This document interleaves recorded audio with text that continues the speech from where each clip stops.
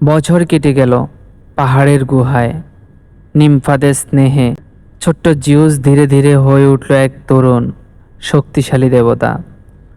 তার চোখে জ্বলত সাহস আর হৃদয়ে আগুনের মতোই প্রতিশোধের ইচ্ছা।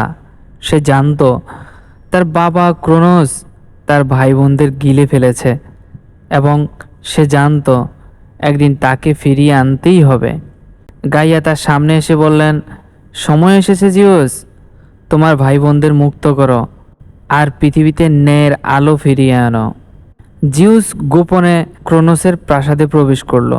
সে রেয়ার সাহায্যে একটি বিশেষ ঔষধ তৈরি করলো। ঔষধটা ক্রোনোসের পানীয়ের সঙ্গে মিশিয়ে দিল। ক্রোনোস সেই পানীয় পান করতেই তার ভেতরে প্রবল কাঁপুনি শুরু হলো আর একে একে সে বমি করে ফেলে দিল হেস্টিয়া, ডিমিটার, হেরা, হেডিস এবং পোসাইডনকে। সবাই জীবিত ছিল আর সবাই ক্রোনোসের বিরুদ্ধে ক্ষুব্ধ। জিউস তাদের সামনে দাঁড়িয়ে বলল, চলো একসাথে যুদ্ধ করি, আমাদের স্বাধীনতার জন্য, আমাদের ভবিষ্যতের জন্য।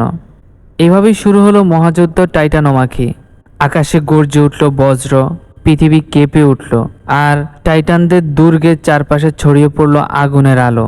ক্রোনোসের পক্ষে লড়ল পুরনো টাইটানরা আর জিউসের পক্ষে তার ভাই বোনেরা।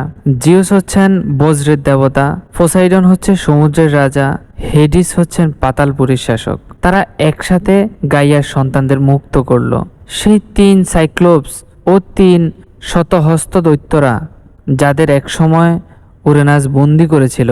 সাইক্লোপসরা কৃতজ্ঞ হয়ে জিউসকে দিল বজ্রের অস্ত্র, পোসাইডনকে দিল ত্রিশূল আর হেডিসকে দিল অদৃশ্যতার মুকুট। 10 বছর ধরে চলল এই ভয়ঙ্কর যুদ্ধ। আকাশ ও পৃথিবী মিলিয়ে যেন কাঁপছিল সৃষ্টির শুরু থেকেই। শেষমেশ জিউস তার বজ্র ছুড়ে দিল ক্রোনোসের দিকে। আকাশে ঝলসে উঠল নীল আলো আর ক্রোনোস মাটিতে লুটিয়ে পড়ল। টাইটানদের পরাজিত করা হলো। তাদের সবাইকে বন্দি করে পাঠানো হলো টারটারাসে, যেখানে আগুন, অন্ধকার আর অনন্ত শিকল।